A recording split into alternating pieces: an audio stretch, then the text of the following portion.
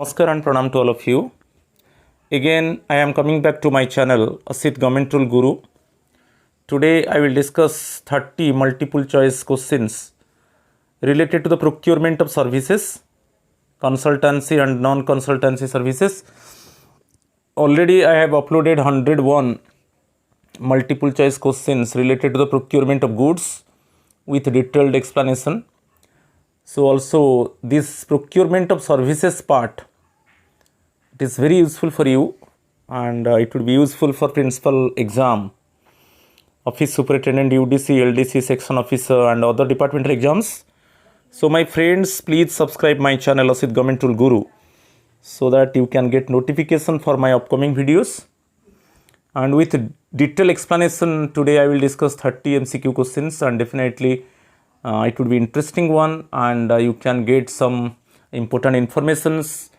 And also in latest pattern, already I have prepared the MCQs, so do not forget to subscribe my channel Asit Government Tool Guru. Now I am going to discuss 30 questions also with detailed explanation related to the procurement of services.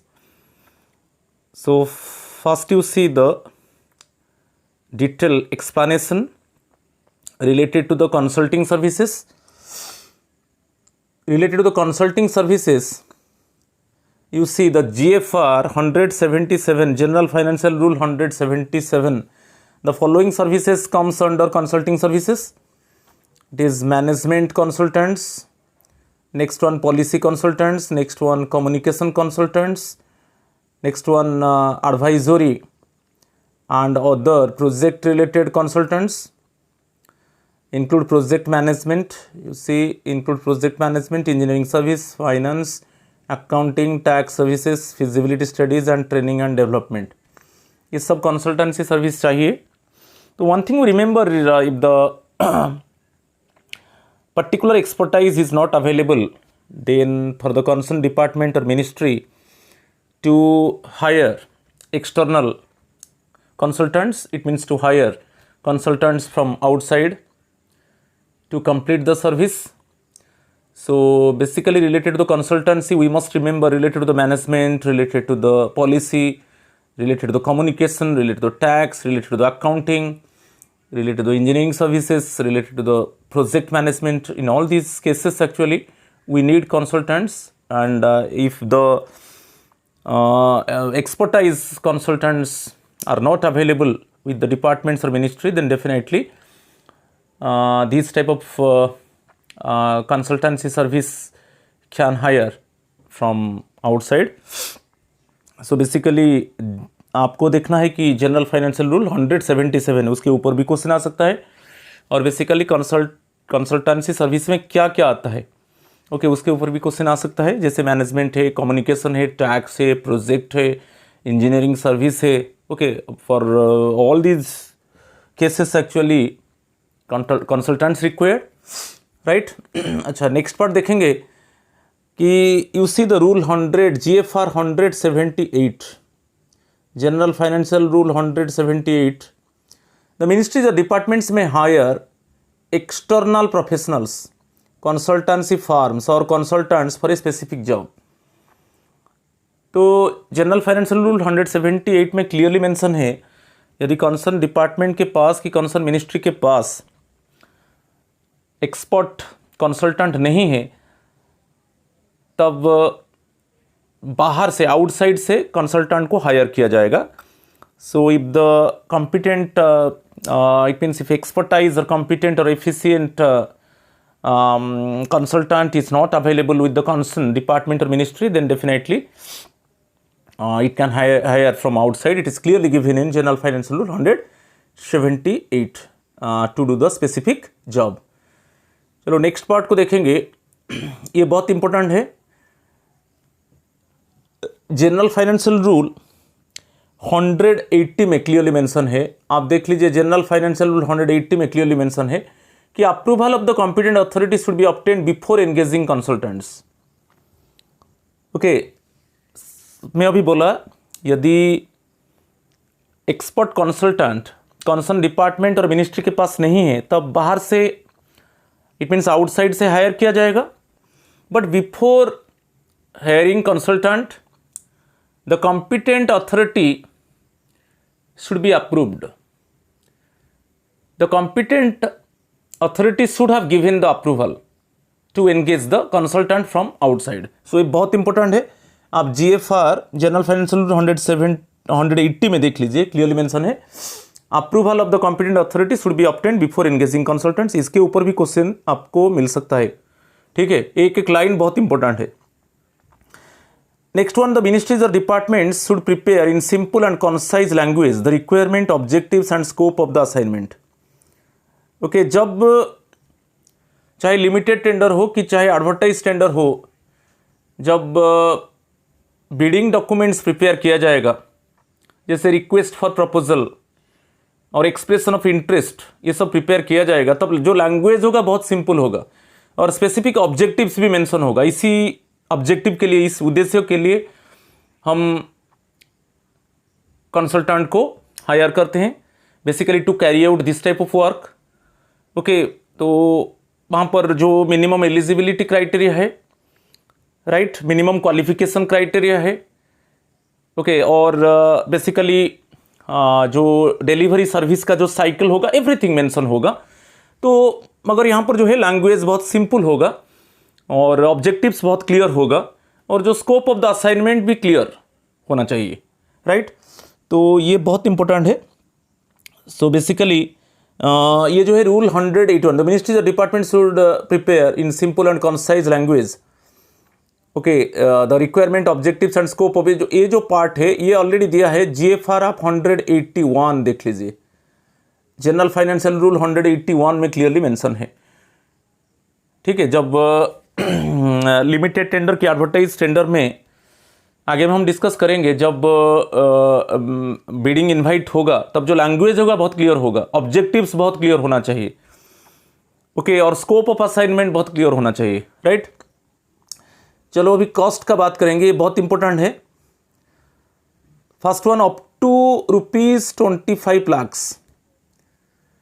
Okay, if the estimated cost is up to ₹25 lakhs, preparing a list of potential consultants through formal and informal inquiries from other ministries.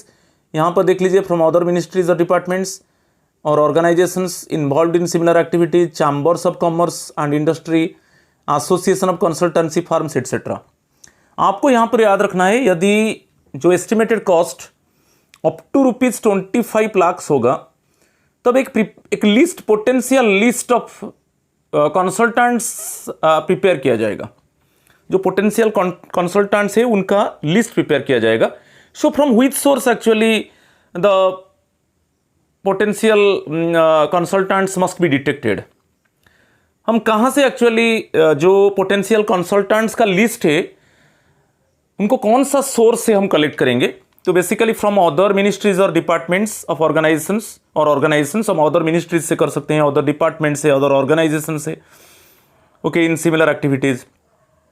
Next one है chamber of commerce and industry और एक association of consultancy firms. Option, ये सब option आ सकता है, इसके ऊपर question आ सकता है. तो यहां पर क्या होगा, जब कॉस्ट आपको याद रखना है, 2-3 क्वेश्चन उसमें ट्विस्ट होकर आ सकता है. यदि consultant it means hire from outside, in type of consultancy hire from outside and estimated cost is up to ₹25 lakhs, it means less than ₹25 lakhs or up to ₹25 lakhs. In this case, first one, potential consultant list must be prepared and basically through formal and informal inquiries from other ministries or departments or organizations involved in similar activities, chamber of commerce and industry, association of consultancy firms. इससे हम क्या करेंगे, consultants का list को हम एक prepare करेंगे. ठीक है, तो ये बहुत इंपॉर्टेंट है. ये कॉस्ट हो गया. चलो सेकेंड पार्ट को चलेंगे. मोर than ₹25 lakhs. More than ₹25 lakhs, an inquiry for seeking expression of interest from consultants should be published on central public procurement portal JMSPV, यहाँ पर देख लीजिए CPP JMSPV and website of concern organisation. यहाँ पर याद रखना है यदि estimated cost more than ₹25 lakh हो रहा है तब एक्सप्रेशन ऑफ इंटरेस्ट को इनवाइट किया जाएगा। Expression of interest from consultant should be published. तो ये एक्सप्रेशन ऑफ इंटरेस्ट बहुत इंपॉर्टेंट है। इट मीन्स ये क्या है एक्सप्रेशन ऑफ इंटरेस्ट कि एडवर्टाइज कर दिया जाएगा बेसिकली CPP में, central public procurement portal JM portal और वेबसाइट ऑफ द ऑर्गेनाइजेशन में एडवर्टाइज कर दिया जाएगा कि जो भी कंसल्टेंट्स उनका इंटरेस्ट है to provide the service related to the particular activity, वो उनका एक्सप्रेशन ऑफ इंटरेस्ट को सबमिट करेंगे। ठीक है, तो बेसिकली जो एक्सप्रेशन ऑफ इंटरेस्ट होता है उसमें उनको कुछ डाटा देना पड़ता है कंसल्टेंट्स को। तो basically broad scope of worker service, आप थोड़ा अच्छे से सुन लीजिए। The broad scope of worker service, किस तरीके का सर्विस उनको देना है, और what type of inputs actually provided by the ministry और डिपार्टमेंट, किस तरीके का इनपुट्स प्रोवाइड करेगा मिनिस्ट्री और डिपार्टमेंट, उनका जो एलिजिबिलिटी क्राइटेरिया है और प्री क्वालिफिकेशन क्राइटेरिया है, और जो कंसल्टेंट्स का पास्ट एक्सपीरियंस है related to the worker service, ये सभी चीज़ उनको एक्सप्रेशन ऑफ इंटरेस्ट में देना है। ये एक प्रिलिमिनरी स्टेज है।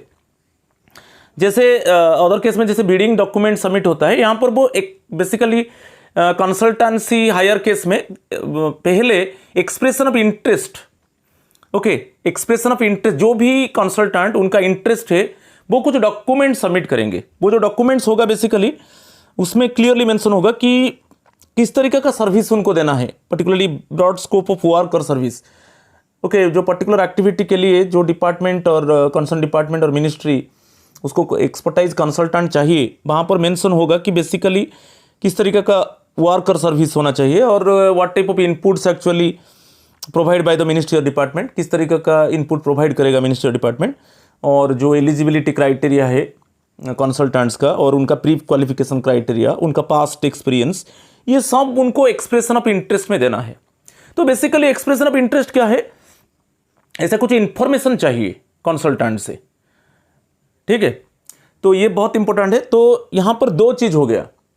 जो पहला था बेसिकली एक पोटेंशियल कंसल्टेंट का लिस्ट प्रिपेयर होगा। व्हेन बेसिकली जब फर्स्ट में बताया कि when the estimated cost is up to ₹25 lakh, तो आपको याद रखना है up to ₹25 lakh, up to ₹25 lakh, वहां पर एक पोटेंशियल कंसल्टेंट लिस्ट प्रिपेयर होगा। वो लिस्ट कैसे प्रिपेयर किया जाएगा? From other ministries, departments, organisations, ministry of basically chamber of commerce and industry की जो कंसल्टेंट्स का एसोसिएशन, उनसे कलेक्ट करके एक लिस्ट, पोटेंशियल लिस्ट प्रिपेयर किया जाएगा। ठीक है, और उनमें से एक्चुअली लिमिटेड टेंडर इंक्वायरी के द्वारा फिर आगे में मैं डिस्कस करूंगा बेसिकली उसके ऊपर। लिमिटेड टेंडर इंक्वायरी के द्वारा उनको basically at least 3 consultants, at least minimum 3 consultants को चूज किया जाएगा, और उससे ज़्यादा हो सकता है मगर एटलीस्ट 3, और फिर अल्टीमेटली कॉन्ट्रैक्ट दिया जाएगा। मगर मोर देन ₹25 लाख जो है, जब estimated cost more than ₹25 lakh होगा, तब यहाँ पर जो आ गया है कि एक्सप्रेशन ऑफ इंटरेस्ट आ जाता है। बेसिकली जो वेबसाइट है, चाहे CPP, JMSPV, website of the concern organisation, इसमें बेसिकली एक्सप्रेशन ऑफ इंटरेस्ट कुछ इंफॉर्मेशन चाहिए, जो भी डॉक्यूमेंट्स एक्सप्रेशन इंटरेस्ट के ऊपर अपलोड कर दिया जाएगा, और कंसल्टेंट्स उसको डाउनलोड करके उसमें फिलअप करेंगे कि उनका क्वालिफिकेशन, जो qualification, it means what type of qualification actually needed, okay, तो एलिजिबिलिटी एंड क्वालिफिकेशन क्राइटेरिया, और उनका पास्ट एक्सपीरियंस, और what type of service, what type of inputs provide by the department, और what is the broad objective of the work, ये सब expression of interest में होता है। ये जो पहला स्टेज होता है, राइट। चलो अभी चलते हैं expression of interest include what, ये देखेंगे। ये जो एक्सप्रेशन ऑफ इंटरेस्ट के ऊपर है, आप देख लीजिए GFR, बेसिकली आप देख लीजिए GFR 183, जनरल फाइनेंशियल रूल 183 में एक्सप्रेशन ऑफ इंटरेस्ट के ऊपर है। मैं अभी बताया था एक प्रिलिमिनरी स्टेज है, ओके। तो ये स्टेज में क्या होगा एक्सप्रेशन ऑफ इंटरेस्ट में? The broad scope of worker service, first हो गया the inputs to be provided by the ministry और department, eligibility and pre qualification criteria, consultants past experience, right? Then consultants comment on the objectives and scope of the work or service projected in the inquiry. तो इसके ऊपर question twist होकर आ सकता है। तो पहले expression of interest देना पड़ेगा। जो भी consultants, those consultants having interest to submit their bids, first one they must submit the documents related to the expression of interest, right? ये पहला स्टेप है। इसमें क्लियरली सब कुछ मेंशन है, the broad scope of work और service, और what type of inputs provided by the ministry और डिपार्टमेंट, और एलिजिबिलिटी और प्री क्वालिफिकेशन क्राइटेरिया क्या है, कि कंसल्टेंट्स का पास्ट एक्सपीरियंस, और कंसल्टेंट्स कमेंट भी कर सकता है जो ऑब्जेक्टिव्स ऑफ द वर्क है, कि स्कोप ऑफ द वर्क है, उसके ऊपर कमेंट्स, तो उसको ये डॉक्यूमेंट सबमिट करना है। ये प्रिलिमिनरी स्टेज है, राइट? और अभी मैं बताया ये actually general financial rule clearly mention है, GFR 183 में मेंशन है, राइट? चलो नेक्स्ट पेज को चलेंगे। नेक्स्ट में shortlisting of consultants after responses received from the interested parties, consultants shortlisted for further consideration, ठीक है? तो ये बहुत इंपॉर्टेंट है। अभी शॉर्टलिस्ट किया जाएगा।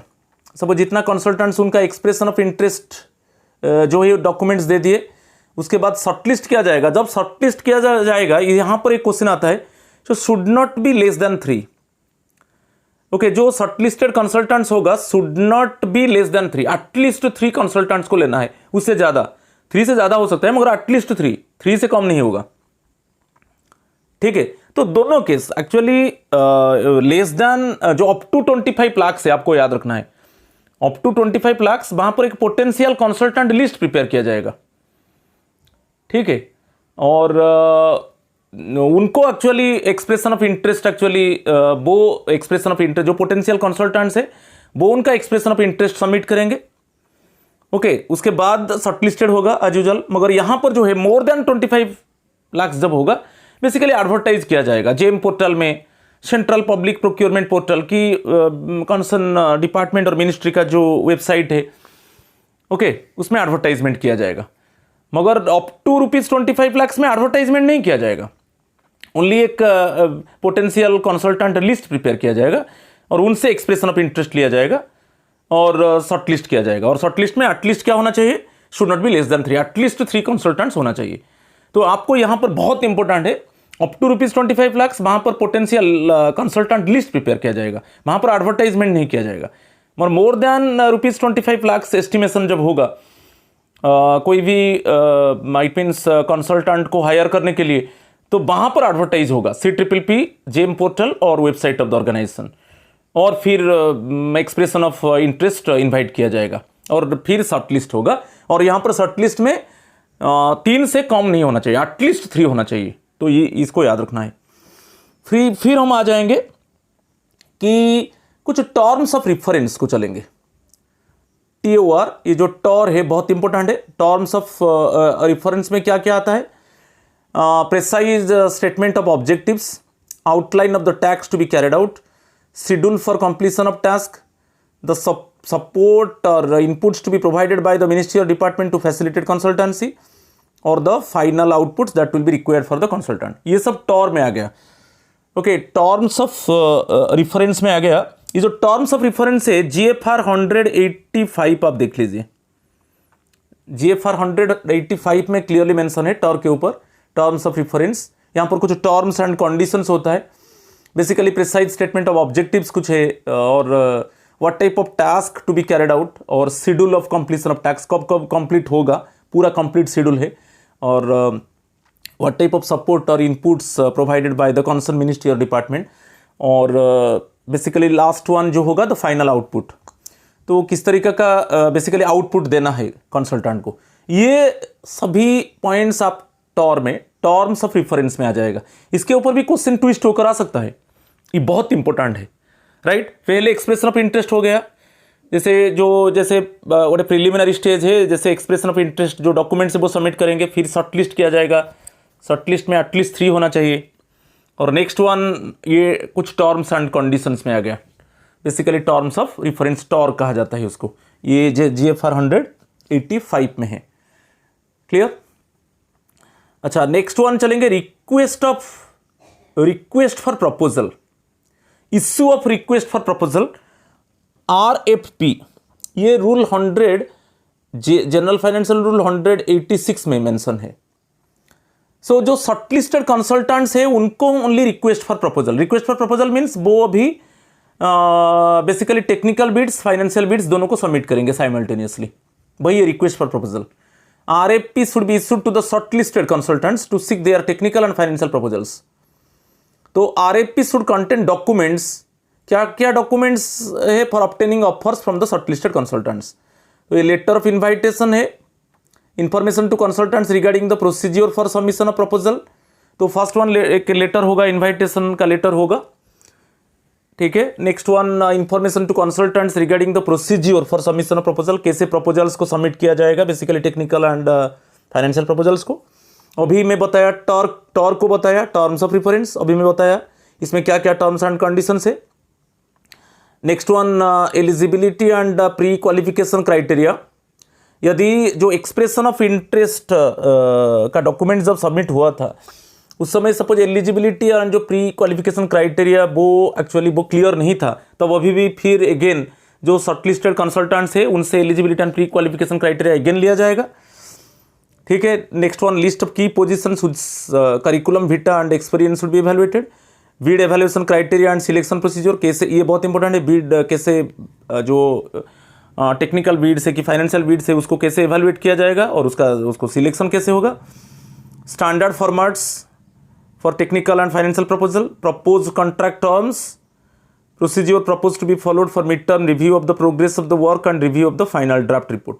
तो ये सब आ जाएगा रिक्वेस्ट फॉर प्रपोजल। तो आपको याद रखना है, पहले और एक बार थोड़ा मैं बता देता हूँ, अप टू ₹25 लाख एस्टिमेशन है, तो वहाँ पर एक पोटेंशियल कंसल्टेंट का लिस्ट प्रिपेयर किया जाएगा और वो लिस्ट आएगा basically from other ministries, departments और from other organisations in similar activities और from chamber of commerce and industry and from the association of consultants.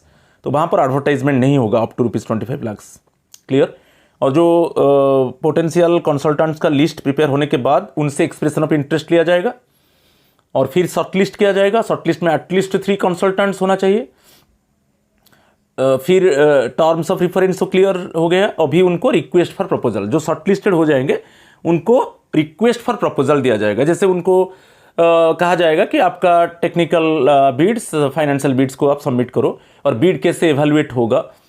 यदि उनका जो eligibility and pre qualification criteria वो क्लियर नहीं था जब वो एक्सप्रेशन ऑफ इंटरेस्ट सबमिट किए थे, expression of interest related documents, तो अभी फिर वो basically eligibility and pre qualification criteria related document submit करेंगे, राइट। और बीड कैसे एवेल्युएट होगा, और ये सभी आ जाता है बेसिकली रिक्वेस्ट फॉर प्रपोजल में। ओके, ये जब शॉर्टलिस्टेड होने के बाद उनको रिक्वेस्ट फॉर प्रपोजल जो डॉक्यूमेंट्स है वो एक्चुअली वेबसाइट से डाउनलोड करेंगे और उसको फिलअप करेंगे। ओके, उसमें बहुत कुछ फॉर्मेट्स होता है, जैसे अभी जो मैं पॉइंट्स अभी सब बताया कि क्या स्टैंडर्ड फॉर्मेट्स है, कैसे बीड एवेल्युएट होगा, कैसे सिलेक्शन प्रोसीजर क्या है, ठीक है। और उनका प्री क्वालिफिकेशन और एलिजिबिलिटी क्राइटेरिया वो जब दिए थे एक्सप्रेशन ऑफ इंटरेस्ट उसमें क्लियर नहीं था तो अभी फिर वो देंगे, और ये सब आ जाता है रिक्वेस्ट फॉर प्रपोजल में, राइट। चलो नेक्स्ट पार्ट चलेंगे, receipt and opening of proposals. तो यहाँ पर 2 बीड सिस्टम आ जाता है, ये बहुत इंपॉर्टेंट है। अगेन 2 बीड सिस्टम को हम चलेंगे। 2 बीड सिस्टम हम बताए थे, बेसिकली 2 बीड सिस्टम है, आप देख लीजिए GFR 163 देख लीजिए, वो 2 बीड सिस्टम के ऊपर है। और वहाँ पर मैं बताया था कि 2 बीड सिस्टम बेसिकली जब कॉम्प्लिकेटेड कोई टेक्निकल इक्विपमेंट्स और in some cases other cases when complex technical equipments को प्रोक्योर करना है, राइट, और बेसिकली कॉस्टली इक्विपमेंट्स को प्रोक्योर करना है, तो वहाँ पर भी था 2 बीड सिस्टम। और यहाँ पर जो कंसल्टेंसी केस में भी 2 बीड सिस्टम आएगा। 2 बीड सिस्टम क्या है, both technical and financial bids sealed separately. Technical bids, financial bids दोनों को साइमल्टेनियसली लिया जाएगा मगर सेपरेटली लिया जाएगा, राइट। तो यहाँ पर याद रखना है 2 बीड सिस्टम। फिर जब बेसिकली जो रिक्वेस्ट फॉर प्रपोजल सबमिट होने के बाद जब जो इवैल्यूएट होगा टेक्निकल बीड्स एंड जो फाइनेंशियल बीड्स को जो इवैल्यूएट किया जाएगा उसके ऊपर है 2 बीड सिस्टम यहाँ पर लागू होगा। और both technical and financial bid sealed separately. तो चलेंगे next one, the bidders should put the above 2 sealed envelopes in a bigger envelope duly sealed and submit the same to the concern ministerial department by the specified date and time at the specified place. The technical proposal should be opened first at the specified date, time. ये बहुत important, technical proposal should be open first at the specified date, time and place. तो वो simultaneously technical bids and financial bids को submit करेंगे। Okay, specific time, date ये उनको दे दिया जाएगा और पहले उनका टेक्निकल प्रपोजल्स को ओपन किया जाएगा स्पेसिफिक डेट, टाइम में। स्पेसिफिक डेट, टाइम, प्लेस में उनका टेक्निकल प्रपोजल्स को फर्स्ट ओपन किया जाएगा। फाइनेंशियल जो प्रपोजल्स है उसको ओपन नहीं किया जाएगा, ओनली टेक्निकल प्रपोजल्स को ओपन किया जाएगा।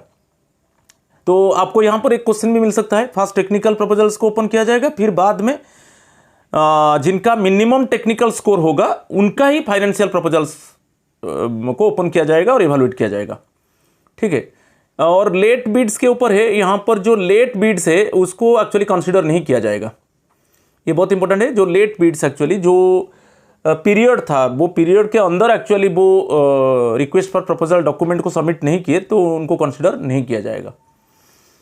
तो चलो अभी इवैल्यूएशन ऑफ टेक्निकल बिड्स, ये बहुत इंपॉर्टेंट है। Technical bids evaluated by the consultancy evaluation committee, CEC एक है, ये याद रखना है, सीईसी कंसल्टेंसी इवैल्यूएशन कमिटी, उसके ऊपर क्वेश्चन आता है। बेसिकली सीईसी है, ये committee basically constituted by the appropriate authority, यही कमिटी ही इवैल्यूएट करेगा टेक्निकल बिड्स को, कॉन्स्टिट्यूटेड बाय द मिनिस्ट्री और department. Okay, suppose which committee actually constituted by the ministry or department to evaluate the technical bids related to the consultancy service, related to the hiring of consultancy service, तो CEC, consultancy evaluation committee. CEC shall record in detail the reasons for acceptance or rejection of the technical proposals analyzed and evaluated by it. और वहाँ पर CEC का power है कि वो किसको accept करेगा, किसका टेक्निकल प्रपोजल्स को एक्सेप्ट करेगा और किसको रिजेक्ट करेगा, वो भी रीजन भी रिकॉर्ड करेगा कि इसी रीजन के वजह से यही सब कंसल्टेंट्स का जो टेक्निकल प्रपोजल्स को एक्सेप्ट किया गया, और वो भी रीजन रहेगा कि ये सब कंसल्टेंट्स का टेक्निकल प्रपोजल्स को रिजेक्ट कर दिया गया। तो विथ ये सब रीजन्स भी देना पड़ेगा सीईसी को। ठीक है। चलो, evaluation of financial bids of the technically qualified bidders. The ministry or department shall open the financial bids of only those bidders. Open the financial bids of only those bidders who have been declared technically qualified by the CEC. Technical qualified by the CEC after analysis or evaluation and ranking and selecting the successful bidder for placement of the consultancy contract. तो first CEC जो basically consultancy evaluation committee है, उसका evaluation के बाद, CEC का evaluation के बाद जिनको मिनिमम टेक्निकल स्कोर मिलेगा, ओके, जिनका टेक्निकल प्रपोजल्स को एक्सेप्ट किया गया, उनका ही फाइनेंशियल बिड्स को ओपन किया जाएगा और इवैल्यूएट किया जाएगा और फिर रैंक किया जाएगा और फिर अल्टीमेटली कॉन्ट्रैक्ट दे दिया जाएगा। ठीक है। तो यहाँ पर दो चीज़ बहुत इंपॉर्टेंट है। First one, technical bids open होगा, उसको जो इवैल्यूएशन कमिटी है बेसिकली अभी मैं कमिटी को बताया, यहाँ पर सीईसी के ऊपर बताया consultancy evaluation committee. Okay, consultancy evaluation committee उसको टेक्निकल बिड्स को एवेल्यूएट करेगा और जिनका टेक्निकल प्रपोजल्स को एक्सेप्ट करेगा सीईसी, उनका ही फाइनेंशियल बिड्स को ओपन किया जाएगा और एनालाइज किया जाएगा और रैंक कर दिया जाएगा और जिसका रैंक 1 होगा उसको अवार्ड ऑफ कॉन्ट्रैक्ट दे दिया जाएगा। मगर यहाँ पर बहुत इंपॉर्टेंट है जो मेथड्स ऑफ सिलेक्शन और एवेल्यूएशन, यहाँ पर कैसे एवेल्यूएट होता है। एवेल्यूएशन एक्चुअली 3 मेथड्स है। वन है QCBS, quality and cost based selection, least cost system. तो ये एक्चुअली 3 मेथड्स है। एक है QCBS, ये जो मेथड आप देख रहे हो QCBS, quality and cost based selection, और एक है लीस्ट कॉस्ट सिलेक्शन, और एक है जो है सिंगल सोर्स, और एक है क्या है, सिंगल सोर्स। सो 3 सिंगल सोर्स, राइट। तो एक्चुअली 3 मेथड से ओके जो एवेल्युएशन करता है बेसिकली टेक्निकल एंड जो फाइनेंशियल बिड्स को 3 मेथड से, ये बहुत इंपॉर्टेंट है, उसके ऊपर भी क्वेश्चन आ सकता है related to the consultancy service. चलो अभी देखते हैं फर्स्ट मेथड जो है quality and cost based selection. Quality and QCBS, first the quality of technical proposals is scored as per the criteria in the request for proposal. These are getting at least minimum specified qualifying score are considered further. यहाँ पर जो दिया है actually एक ratio है, वो score जो होता है बेसिकली जो मैक्सिमम टेक्निकल प्रपोजल्स के लिए 80% है, मैक्सिमम 80% टेक्निकल प्रपोजल्स के लिए, और जो 20% स्कोर होगा वो बेसिकली होगा फाइनेंशियल प्रपोजल्स के लिए। मैक्सिमम 80%, 70-30 कि 60-40 ये भी हो सकता है, मगर टेक्निकल प्रपोजल्स का जो स्कोर रहेगा ज़्यादा रहेगा। ठीक है, तो मैक्सिमम कितना रहेगा जो टेक्निकल स्कोर, वो 80 रहेगा। जैसे हम आउट ऑफ 100 हम देखेंगे तो मैक्सिमम जो होगा टेक्निकल स्कोर 80 होगा, मैक्सिमम, उससे ज़्यादा नहीं होगा। चाहे सपोज ये हो गया 70-30 हो सकता है, 70-30 मीन्स टेक्निकल स्कोर 70 होगा, जो फाइनेंशियल प्रपोजल के लिए स्कोर 30 होगा। कंबाइंड स्कोर से इसमें जो QCBS selection, quality and cost based selection, एक कंबाइंड स्कोर होता है टेक्निकल प्रपोजल्स के लिए और फाइनेंशियल प्रपोजल्स के लिए। ओके, जो कंबाइंड अलग अलग होगा। तो बेसिकली 70-30 मीन 70 जैसे होगा टेक्निकल प्रपोजल्स के लिए, 30 होगा फाइनेंशियल प्रपोजल्स के लिए। सब ये जो मैक्सिमम जो टेक्निकल स्कोर होगा वो मैक्सिमम 80 होगा, 80 से ज़्यादा नहीं होगा। ठीक है, सपोज अभी और एक रेशियो में बता रहा हूँ, 60:40। अच्छा, 60:40 क्या है, जो टेक्निकल प्रपोजल्स के लिए स्कोर होगा 60 होगा और फाइनेंशियल प्रपोजल के लिए स्कोर 40 होगा। और यहां पर एक क्वेश्चन आता है, जो टेक्निकल प्रपोजल्स के लिए जो मैक्सिमम स्कोर होगा वो 80 होगा, 80 से ज़्यादा नहीं होगा। ठीक है, तो ऐसे ही कंबाइंड स्कोर से अल्टीमेटली सिलेक्ट किया जाएगा यदि इसी मेथड को फॉलो किया जाएगा। Quality and cost based selection को यदि QCBS को ओके फॉलो किया जाएगा। तो यहां पर जो है first the quality of technical proposals is scored as per the criteria in the request for proposal. Those are getting at least minimum specified qualifying score are considered further.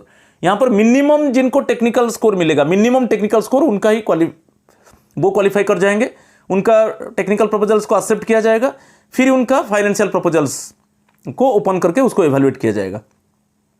ठीक है, जिनको मिनिमम टेक्निकल क्वालिफाइंग स्कोर मिलेगा उनका ही financial proposals को open किया जाएगा और evaluate किया जाएगा। और यहाँ पर एक कंबाइंड स्कोर होता है, यहाँ पर combined score is arrived at by giving predefined relative weightage of the for the score of quality of the technical proposal and the score of financial proposal. अभी मैं बताया था यहाँ पर जो रेशियो है देख लीजिए, the request for proposal specify the minimum qualifying score for the quality of technical proposal and also the relative weightages to be given to the quality and cost. जैसे 70-30, 70 टेक्निकल प्रपोजल के लिए, 30 financial proposal के लिए, 60-40, 50-50। मगर यहाँ पर अभी मैं बताया था कि जो मैक्सिमम बेसिकली टेक्निकल स्कोर होगा मैक्सिमम 80 होगा। ओके, मैक्सिमम 80, उससे कम हो सकता है। सपोज टेक्निकल स्कोर 70 होगा तो फाइनेंशियल प्रपोजल के लिए स्कोर कितना होगा, 30 होगा, ऐसे ही। मगर मैक्सिमम जो टेक्निकल प्रपोजल्स के लिए स्कोर होगा 80 होगा। ठीक है, तो ऐसा कंबाइंड स्कोर होता है। जो पहले आपको याद रखना है, जो जिनको मिनिमम टेक्निकल स्कोर मिलेगा उनका प्रपोजल्स को एक्सेप्ट किया जाएगा और उनका ही फाइनेंशियल प्रपोजल्स को व फाइनेंशियल बिड्स को ओपन किया जाएगा, एवेल्युएट किया जाएगा। और फिर कंबाइंड स्कोर होगा, वहां पर टेक्निकल स्कोर कितना मिला, यहाँ पर फिर फाइनेंशियल प्रपोजल के लिए कितना स्कोर मिला, फिर कंबाइंड स्कोर के हिसाब से फाइनली कॉन्ट्रैक्ट दे दिया जाएगा। तो यहां पर दे दिया है, देखिए, the proposal with the highest weighted combined score shall be selected. और ये जो लास्ट में देखिए, the weightage of the technical parameters, that is to say non financial parameters, in no case should exceed 80%। मैं अभी बताया था कि जो टेक्निकल स्कोर और फाइनेंशियल स्कोर होता है, टेक्निकल प्रपोजल्स के लिए जो बता रहे हैं हम टेक्निकल स्कोर, फाइनेंशियल प्रपोजल्स के लिए बेसिकली बता रहे हैं, उसको बोलते हैं कि फाइनेंशियल स्कोर। तो टेक्निकल प्रपोजल्स में जो स्कोरिंग होगा वो 80% से ज़्यादा नहीं होगा। ठीक है, मैक्सिमम 80% होगा। तो ऑटोमेटिकली यदि उसको 80% होगा तो फाइनेंशियल प्रपोजल्स के लिए स्कोर कितना होगा, 20% होगा। तो वैसे ही तो यहाँ पर कंबाइंड स्कोर होगा जो quality and cost based system में। क्लियर। और सेकेंड सिस्टम है least cost system. Second list cost system appropriate for assignments of a standard और रूटीन। यहाँ पर देख लीजिए ये जो LCS जो सेकेंड मेथड है वो बेसिकली नॉन कॉम्प्लेक्स कैरेक्टर, ये जो non complex works audit engineering design ये इतना वर्क्स कॉम्प्लेक्स नहीं है, इसी केस में लिस्ट कॉस्ट सिस्टम को अडॉप्ट किया जाएगा। जहाँ पर कॉम्प्लिकेटेड मशीन टूल्स इक्विपमेंट्स, जहाँ पर एक्चुअली जो वर्क है कॉम्प्लिकेटेड है, यदि वर्क कॉम्प्लिकेटेड है वहाँ पर QCBS quality and cost based system को फॉलो किया जाएगा। और जहाँ पर वर्क इतना कॉम्प्लिकेटेड नहीं है, जैसे ऑडिट है कि इंजीनियरिंग डिजाइन है, ये सब इतना कॉम्प्लेक्स नहीं है, इस केस में लिस्ट कॉस्ट सिस्टम को फॉलो किया जाएगा। ठीक है। और the responsive technically qualified proposal with the lowest evaluated cost. Okay, the responsive technically qualified proposal with the lowest evaluated cost shell be selected. यहाँ पर बेसिकली जिनको मिनिमम टेक्निकल स्कोर मिलेगा, फिर उनका जो फाइनेंशियल प्रपोजल्स को ओपन किया जाएगा और जिसका कॉस्ट लिस्ट होगा, जिसका कॉस्ट एक्चुअली लिस्ट होगा उसको सिलेक्ट कर दिया जाएगा। ठीक है। और नेक्स्ट जो थर्ड मेथड है वो सिंगल सोर्स सिलेक्शन और कंसल्टेंसी बाय नॉमिनेशन। ये बहुत इंपॉर्टेंट है। सिंगल सोर्स सिलेक्शन और consultancy by nomination, the selection by direct negotiation और nomination on the lines of single tender mode of procurement of goods. यहाँ पर क्या है, सपोज ऐसा कोई एजेंसी, कंसल्टेंसी एजेंसी पहले से काम कर रहा है, उसको फाइनली चूज कर दिया जाएगा। ये सिंगल सोर्स सिलेक्शन है और नॉमिनेशन जैसा है। तो पहले वो काम कर रहा था, प्रीवियस वर्क कर रहा था, अभी उसको कंटिन्यू करने के लिए बोल दिया जाएगा, उसको फिर नॉमिनेट कर दिया जाएगा। कि ऐसा सेकेंड केस है, इमरजेंसी सिचुएशन में बेसिकली सिंगल सोर्स से एक्चुअली कंसल्टेंसी सर्विस को हायर किया जाएगा। Basically at the time of any type of natural disasters, तो इन इमरजेंसी सिचुएशन में एक सिंगल सोर्स से बेसिकली कंसल्टेंसी सर्विस को हायर किया जाएगा। और ये भी है कि सपोज डिपार्टमेंट को मालूम पड़ा कि ओनली वन कंसल्टेंट जो है उसके पास एक्सपर्टाइज है, only one consultant has requisite expertise. ठीक है। तो single source selection in the contest of the overall interest of the minister department the adequate justification, जो जस्टिफिकेशन देना है कि क्यों सिंगल सोर्स को सिलेक्ट किया गया।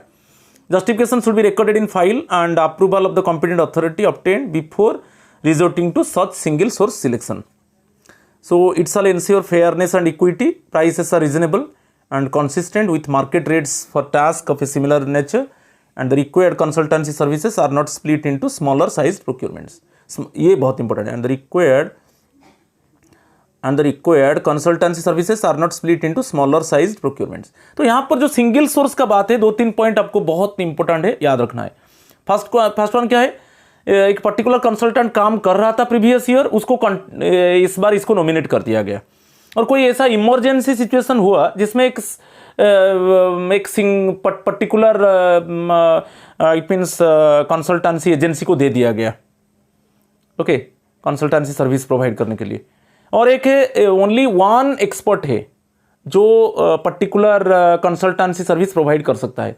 पर ये जो सिंगल सोर्स को सिलेक्ट किया जाएगा उसका प्रॉपर जस्टिफिकेशन देना पड़ेगा, प्रॉपर जस्टिफिकेशन को रिकॉर्ड करना पड़ेगा, बहुत इंपॉर्टेंट है। और वहाँ पर अप्रूवल होना चाहिए। आप यदि सिंगल सोर्स को सिलेक्ट किया गया, वहाँ पर अप्रोप्रिएट रीजन देना चाहिए, अप्रोप्रिएट जस्टिफिकेशन देना चाहिए, और जो कॉम्पिटेंट अथॉरिटी का अप्रूवल भी होना चाहिए। ऐसा कॉम्पिटेंट अथॉरिटी अप्रूवल नहीं किया और सिंगल सोर्स को दे दिया गया कंसल्टेंसी सर्विस को प्रोवाइड करने के लिए, ये नहीं होगा। सिंगल सोर्स को सिलेक्ट किया गया है मीन्स प्रॉपर जस्टिफिकेशन है और कॉम्पिटेंट अथॉरिटी का अप्रूवल भी लिया गया है। तो एक्चुअली 3 मेथड से आपको याद रखना है कि कॉम्प्लिकेटेड जब वर्क है, QCBS quality and cost based selection, वहाँ पर जो कंबाइंड स्कोर होता है टेक्निकल और फाइनेंशियल, मैं अभी बताया। और एल्स जो लिस्ट कॉस्ट सिस्टम है second method, non complex work, इतना काम जो ऑडिट फॉडिट इंजीनियरिंग डिजाइन विजाइन है, जो इतना वर्क कॉम्प्लिकेटेड नहीं है, वहाँ पर लिस्ट कॉस्ट सिस्टम, जिनका टेक्निकल प्रपोजल्स को एक्सेप्ट किया गया उनका फाइनेंशियल प्रपोजल्स को एवेलुएट किया जाएगा, और जिसका लिस्ट कॉस्ट होगा, ओके, फाइनेंशियल शेड्यूल जिसका लिस्ट कॉस्ट होगा उसको ही दे दिया जाएगा कॉन्ट्रैक्ट। और थर्ड मेथड है जो सिंगल सोर्स है और बाय नॉमिनेशन, राइट। तो ये चीज़ है।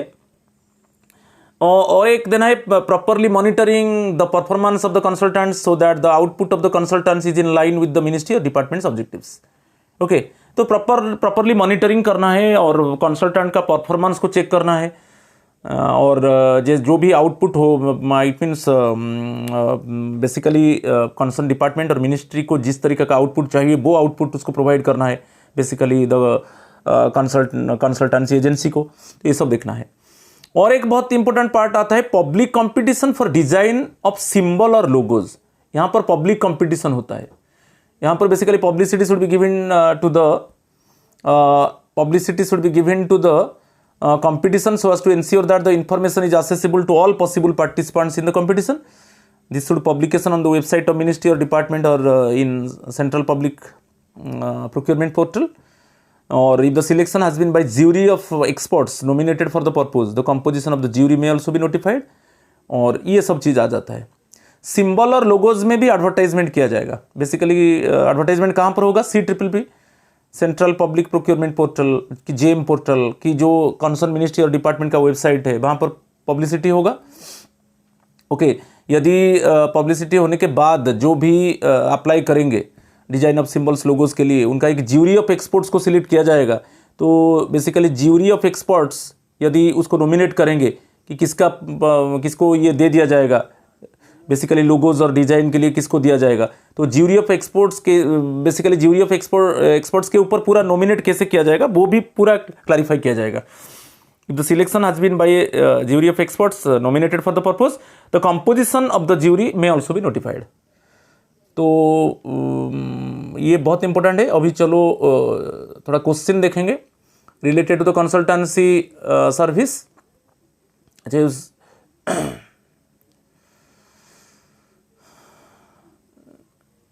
चलो अभी देखते हैं क्वेश्चन नंबर 1।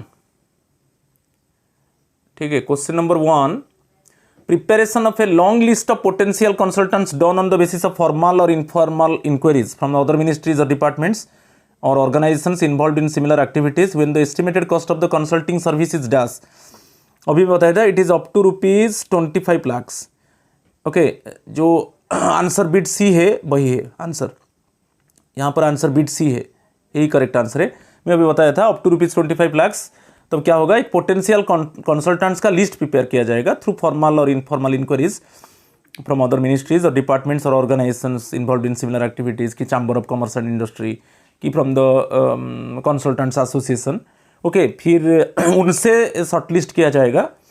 ओके, उनको शॉर्टलिस्ट किया जाएगा और फिर रिक्वेस्ट फॉर प्रपोजल डॉक्यूमेंट्स उनसे इन्वाइट किया जाएगा।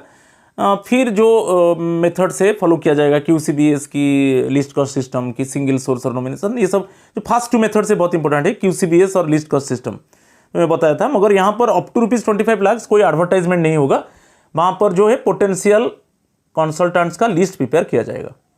ठीक है, और द अदर जो मेथड है वही सेम रहेगा। तो आंसर इज बिट सी। चलो question number 2, when the estimated cost of the consulting service is dash, an inquiry for seeking expression of interest from consultants should be invited. It is basically above ₹25 lakhs. Answer is bit A. Expression of interest means पूरा advertise होगा। तो preliminary case में expression of interest, जिनका जो consultants का interest है वो expression of interest document submit करेंगे, फिर शॉर्टलिस्ट किया जाएगा। फिर शॉर्टलिस्ट करने के बाद रिक्वेस्ट फॉर प्रपोजल, उनका जो फाइनेंशियल बिड्स और टेक्निकल बिड्स वो सबमिट करेंगे, फिर एवेलुएट किया जाएगा। जो 2 मेथड्स हमने बताया, quality and cost based selection and list cost system. Complicated work है तो QCBS और नॉन कॉम्प्लेक्स वर्क है तो LCS। अच्छा, आपको मालूम है, अभी डिस्कस में कर चुका हूँ उसको। तो answer is bit A. Question number 3, expression of interest में क्या क्या इंक्लूड होता है? बेसिकली एक्सप्रेशन ऑफ इंटरेस्ट में मैं बता चुका हूँ कि बेसिकली प्री क्वालिफिकेशन क्राइटेरिया होता है, कि एलिजिबिलिटी होता है, broad scope of the objective of the work, की पास्ट एक्सपीरियंस। ओके, बेसिकली ये सब होता है। तो अभी आपको क्लियर हो गया, ये आंसर है bit D, all of the above. Eligibility and pre qualification criteria to be met by the consultants, past experience, consultants past experience, और ब्रॉड स्कोप ऑफ वर्क और सर्विस। और उसमें और एक चीज़ है, what type of supports and inputs provided by the, what type of inputs और support provide by the concern department और मिनिस्ट्री, ये सब होता है एक्सप्रेशन ऑफ इंटरेस्ट। तो पहला जो प्रिलिमिनरी स्टेज है, first expression of interest document submit करेंगे, फिर शॉर्टलिस्ट होगा। फिर शॉर्टलिस्ट होने के बाद फिर जो जिनको शॉर्टलिस्ट किया जाएगा उनको ही रिक्वेस्ट फॉर प्रपोजल बोला जाएगा कि आपका financial bids and technical bids को सबमिट करो। यहाँ पर ऑल ऑफ द अबव। चलो question number 4, in GFR the number of shortlisted consultants अच्छा, मैं बताया था जो number of short listed consultants वो है at least 3। Okay, expression of interest document submit हो गया और फिर उसको चेक किया जाएगा। चेक करने के बाद एटलीस्ट 3 कंसल्टेंट्स को शॉर्टलिस्ट किया जाएगा, है ना, जिनसे रिक्वेस्ट फॉर प्रपोजल व जो फाइनेंशियल बिड्स, टेक्निकल बिड्स को इनवाइट किया जाएगा। तो एटलीस्ट 3, राइट। चलो क्वेश्चन नंबर 5 को चलेंगे। Approval of the competent authority should be obtained before engaging consultants when the concern ministry और department does not have requisite expertise.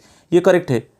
जब कंसर्न मिनिस्ट्री और डिपार्टमेंट के पास एक्सपर्टाइज नहीं है तब उसको it means from outside, okay, from external sources basically consultant can be hired. तो ये जो स्टेटमेंट है करेक्ट है। तो आंसर इज बिट ए। चलो क्वेश्चन नंबर 6। चलो ये सब डिस्कस तो कर चुका हूँ, फिर बाद में देख लेंगे। क्वेश्चन नंबर 6 देखेंगे। ओके, यहाँ पर देख लीजिए क्वेश्चन नंबर 6 जो है, which of the following services come under the purview of consulting services. इसमें मैं बता चुका हूँ, ये मैनेजमेंट है, चाहे policy, advisory and project related, all of the above होगा। बेसिकली कंसल्टिंग सर्विस में बोल चुका हूँ, मैनेजमेंट कंसल्टेंसी की, कम्युनिकेशन कंसल्टेंसी की, चाहे टैक्स कंसल्टेंट की, इंजीनियरिंग रिलेटेड तो कंसल्टेंट, ये सब आ जाता है, प्रोजेक्ट रिलेटेड कंसल्टेंट, ये सब है। तो answer is bit D, all of the above. चलो क्वेश्चन नंबर 7। अच्छा, यहाँ पर जो है बेसिकली टर्म्स ऑफ रिफरेंस में बताया था कि टर्म्स एंड कंडीशंस होता है। सो टर्म्स ऑफ रिफरेंस, जब रिक्वेस्ट फॉर प्रपोजल जब इनवाइट किया जाएगा उसमें टर्म्स ऑफ रिफरेंस है precise statement of objectives, outline of the tasks to be carried out, schedule of the completion, ये सब है। तो ऑब्जेक्टिव ऑफ द वर्क क्या है और what type of task to be carried out और जो कंप्लीशन टास्क है उसका शेड्यूल है, ये सब टर्म से आ जाता है। तो answer is bit D, right. चलो क्वेश्चन नंबर 8 देखेंगे। Identify the document that does not form part of A request for proposal. इसमें कौन सा ऐसा पार्ट है जो रिक्वेस्ट फॉर प्रपोजल में नहीं है। लेटर ऑफ इन्वाइटेशन होता है, टर्म्स ऑफ रिफरेंस है, बिड एवेल्यूएशन क्राइटेरिया है, और प्रपोज लिस्ट ये नहीं होता है। जो बेसिकली रिक्वेस्ट फॉर प्रपोजल जब इनवाइट किया जाएगा शॉर्टलिस्टेड कंसल्टेंट से, request for proposal RFP invite किया जाएगा, उसमें डिस्कस कर चुका हूँ, वहाँ पर ये सब कुछ होता है, मगर propose list of potential consultants नहीं होता है। तो यहाँ पर आंसर है बिट डी। चलो question number 9। Who will evaluate the, बहुत ईजी है, who will evaluate the technical bids. Basically consultancy evaluation committee evaluate the technical bids. Answer is bit A. चलो क्वेश्चन नंबर 10। ये फर्स्ट मेथड है। What does QCBS stand for, quality and cost based selection. Okay, quality and जो combined score होगा, अभी मैं बता चुका हूँ, जो टेक्निकल प्रपोजल और फाइनेंशियल प्रपोजल कंबाइंड स्कोर उसके ऊपर है quality and cost based selection. ये बेसिकली ये जो मेथड है किसके लिए यूजफुल है ना, जब जो वर्क होगा वो कॉम्प्लिकेटेड वर्क होगा, राइट। चलो answer is bit C. Question number 11 को चलेंगे, और यहाँ पर जो दिया है कि इन ए QCBS what is the highest weightage allowed for technical parameters. Highest weightage में बताया था जो टेक्निकल पैरामीटर्स के लिए जो हाईएस्ट होगा बेसिकली 80% होगा, मैक्सिमम 80%। तो इससे नीचे लिया जा सकता है। सपोज जब टेक्निकल पैरामीटर 70% होगा तो फाइनेंशियल पैरामीटर्स कितना होगा, 30% होगा। मगर मैक्सिमम टेक्निकल पैरामीटर्स जो होगा, मैक्सिमम जो टेक्निकल स्कोर होगा वो 80 होगा, राइट। तो आंसर इज बिट डी। इसको मैं डिस्कस कर चुका हूँ already. Question number 12। Which bid is open first by the ministry और department in 2 bid system in case of consultancy service. बहुत ईजी है, फर्स्ट टेक्निकल बिड को ओपन किया जाएगा। Answer is bit B. First technical bid, जिनको minimum technical score मिलेगा उनका financial bid open किया जाएगा, राइट। चलो question number 13। In case of consultancy services bids received after the specified date and time of receipt should be considered. नहीं है। एक जो रिक्वेस्ट फॉर प्रपोजल जो RFP है ना, शॉर्टलिस्टेड कंसल्टेंट से मांगा जाएगा और वो उनको टाइम दे दिया जाएगा। ओके, टाइम और प्लेस ये सब दे दिया जाएगा, उसी टाइम के अंदर उनको सबमिट करना है। वो सबमिट नहीं करेंगे तो उनका जो लेट बिड्स को एक्चुअली रिसीव नहीं किया जाएगा। तो वही दिया है, bids received after the specified date and time of receipt should be considered. ये स्टेटमेंट गलत है। Okay, no. Answer is bit B.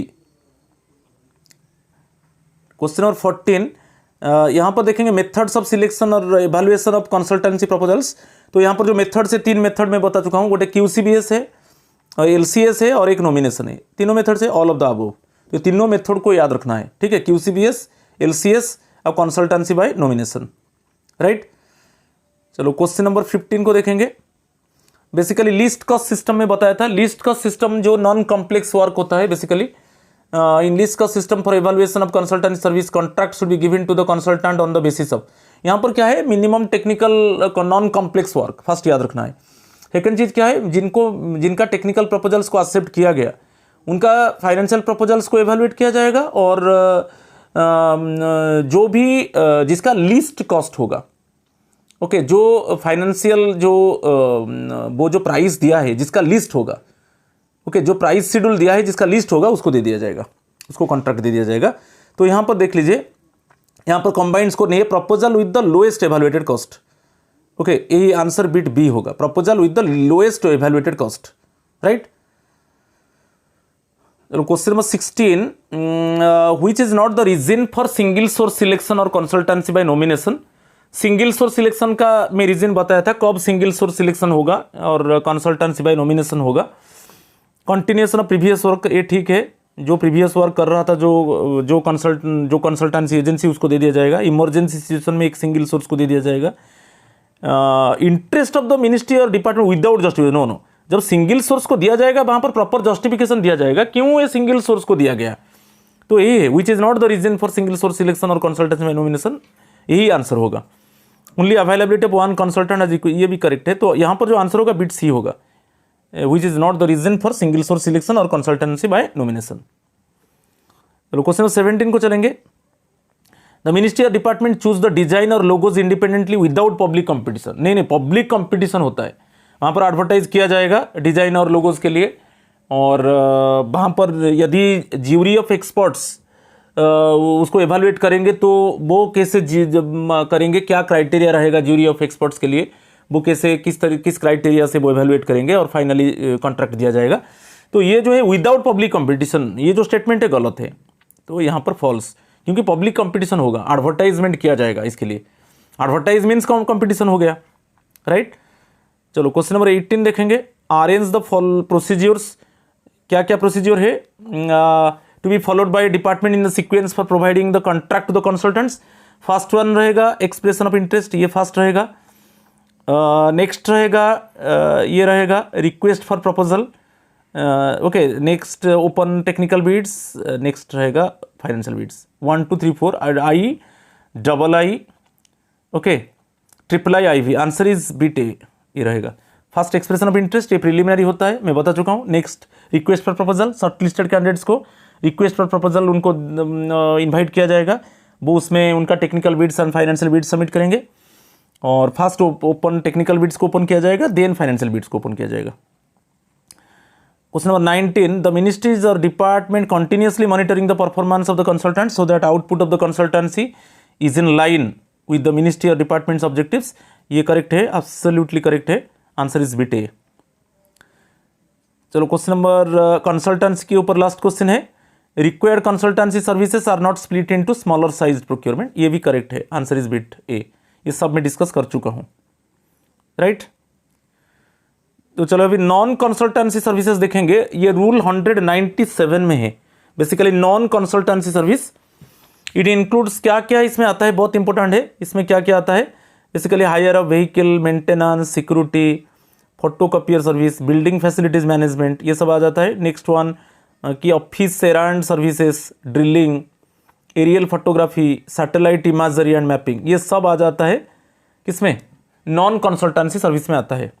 Basically आप जानते हो कि सिक्योरिटी है, कि suppose vehicles, hire vehicle from outside, की फोटोकॉपियर सर्विस, की बिल्डिंग फैसिलिटीज मैनेजमेंट, की any office services, okay, office में सपोज ज़्यादातर रेगुलर एम्प्लॉयज़ नहीं है, वहाँ पर एक एजेंसी का हेल्प लेना पड़ता है, तो बेसिकली ये आउटसोर्सिंग है। ये outsourcing basically contract with third agency, okay, for obtaining service, एक थर्ड एजेंसी के साथ थर्ड एजेंसी को कॉन्ट्रैक्ट दे दिया जाता है। सपोज सर्विस ऑफिस में हमको कुछ एक्स्ट्रा लोग चाहिए तो हम एजेंसी से लाएंगे, एजेंसी के साथ कॉन्ट्रैक्ट करके लाएंगे।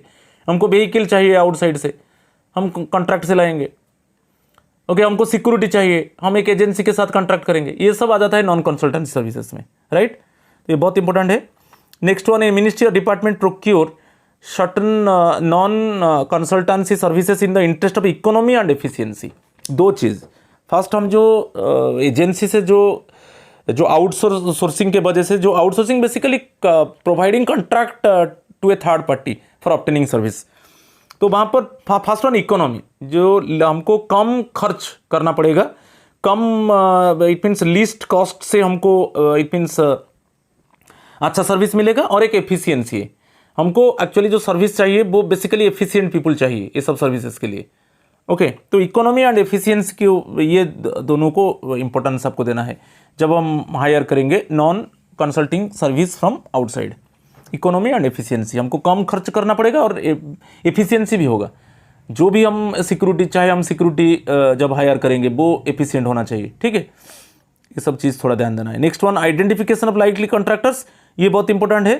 द मिनिस्ट्री और department should prepare a list of likely and potential contractors on the basis of formal और informal inquiries from other ministries और departments and organisations involve in similar activities, scrutiny of yellow pages and trade journals. ये जो red underline किया गया है ये बहुत important है। कैसे हम आइडेंटिफाई करेंगे? द मिनिस्ट्री और department should prepare a list of likely and potential contractors. जब हमारा यहाँ पर आप देख लीजिए अप टू रुपीज़, जब जो नॉन कंसल्टेंसी सर्विस होगा up to rupees 10 lakh, up to rupees 10 lakh क्या होगा ना, हम फॉर्मल और इनफॉर्मल इंक्वायरीज से हम क्या करेंगे, अदर मिनिस्ट्रीज और डिपार्टमेंट्स ऑर्गेनाइजेशन से हम कुछ नॉन कंसल्टेंसी सर्विस के लिए एक लिस्ट प्रिपेयर हम कर सकते हैं। और जो येलो पेजेस है, बेसिकली जो येलो पेजेस है, येलो पेजेस से हमको मिल जाता है जो भी agency non consultancy service provide करते हैं उनका डिटेल्स मिल जाता है येलो पेजेस से, और ट्रेड जर्नल्स।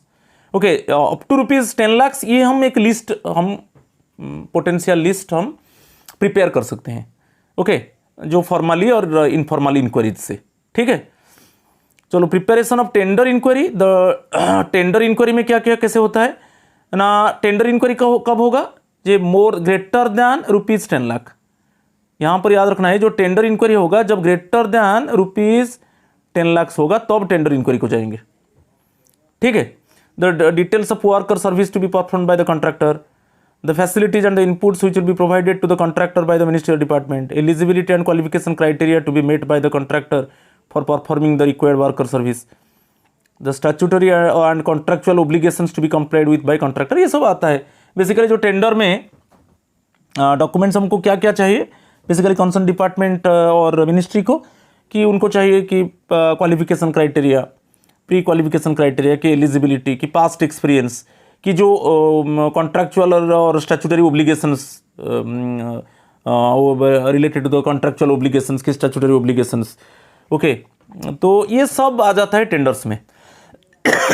तो यहाँ पर आप देख लीजिए invitation of bids, estimated value up to rupees 10 lakh और लेस, ये बहुत इंपॉर्टेंट है। तो स्क्रूटिनाइज जो मैं बताया था, जो अप टू रुपीज़ 10 लाख क्या है, हम एक पोटेंशियल लिस्ट एक प्रिपेयर करेंगे फॉर्मल एंड इनफॉर्मल इंक्वायरी से, जैसे ट्रेड जर्नल की, येलो पेजेस की, फ्रॉम अदर मिनिस्ट्रीज और डिपार्टमेंट्स और फ्रॉम अदर ऑर्गेनाइजेशंस। एक प्रिलिमिनरी लिस्ट प्रिपेयर करेंगे और उसमें लिमिटेड टेंडर इंक्वायरी।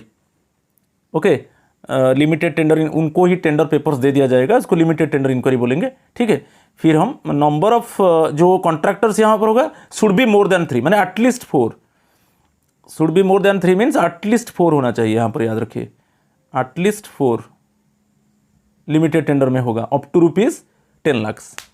ठीक है, यहाँ पर बेसिकली एडवर्टाइज नहीं किया जाएगा, तो एक पोटेंशियल लिस्ट प्रिपेयर किया जाएगा और उनको लिमिटेड टेंडर इंक्वायरी से उनको एक्चुअली टेंडर पेपर्स दे दिया जाएगा और उनसे मोर देन 3 एटलीस्ट 4 कॉन्ट्रैक्टर्स को सिलेक्ट किया जाएगा। ओके, नेक्स्ट है for estimated value above rupees 10 lakh, यहाँ पर एडवर्टाइज किया जाएगा। अबव रुपीज़ 10 लाख होगा तो एडवर्टाइज किया जाएगा basically central public procurement portal की JMSPB की website of concern minister department, इसमें एडवर्टाइज किया जाएगा। ओके, और वो एडवर्टाइज किया जाएगा और वो टेंडर पेपर्स को डाउनलोड करेंगे और फिलअप करके जो डेट टाइम है, सबमिशन जो डेट है उसके अंदर वो सबमिट करेंगे।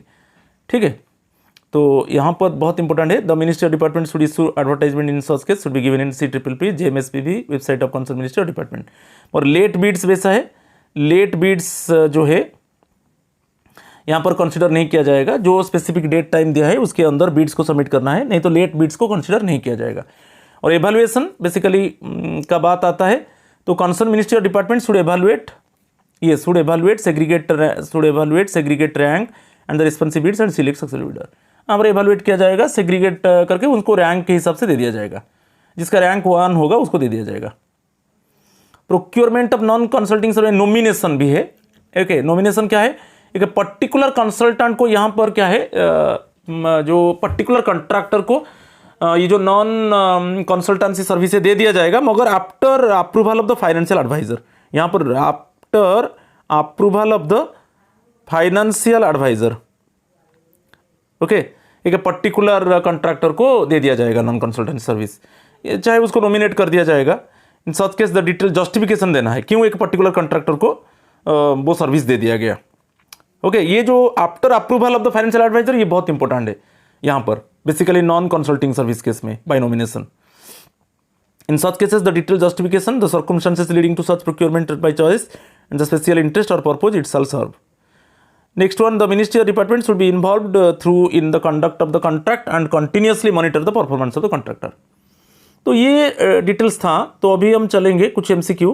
Non consulting service include hiring vehicle, maintenance and security, officer and services, all of the above. यहाँ पर जो आंसर है बीट डी है, ऑल ऑफ द अबव, ये आंसर है। ये सब आ जाता है नॉन कंसल्टिंग सर्विस में। चलो क्वेश्चन नंबर 22 देखेंगे। The ministry or department prepare a list of potential contractors on the basis of formal or informal inquiries from, मैं बताया था कि up to rupees 10 lakhs, up to rupees 10 lakhs। यहाँ पर क्या होगा ना, एक फॉर्मल इनफॉर्मल इंक्वायरीज से एक लिस्ट प्रिपेयर किया जाएगा। और लिस्ट प्रिपेयर होगा कैसे ना, चाहे yellow pages, scrutiny of yellow pages में मिल जाएगा, ट्रेड जर्नल्स, अदर मिनिस्ट्रीज और डिपार्टमेंट जैसे कि लिस्ट प्रिपेयर किया जाएगा। और वो लिमिटेड टेंडर इंक्वायरी से उनको टेंडर पेपर दे दिया जाएगा और फिर शॉर्ट लिस्ट किया जाएगा। और यहाँ पर जो शॉर्ट लिस्ट होगा मोर देन 3 होना चाहिए। तो ये all of the above. Question number 23 को चलेंगे। For estimated value of the non consulting service up to rupees 10 lakhs और less, up to rupees 10 lakhs और लेस लिमिटेड टेंडर इंक्वायरी।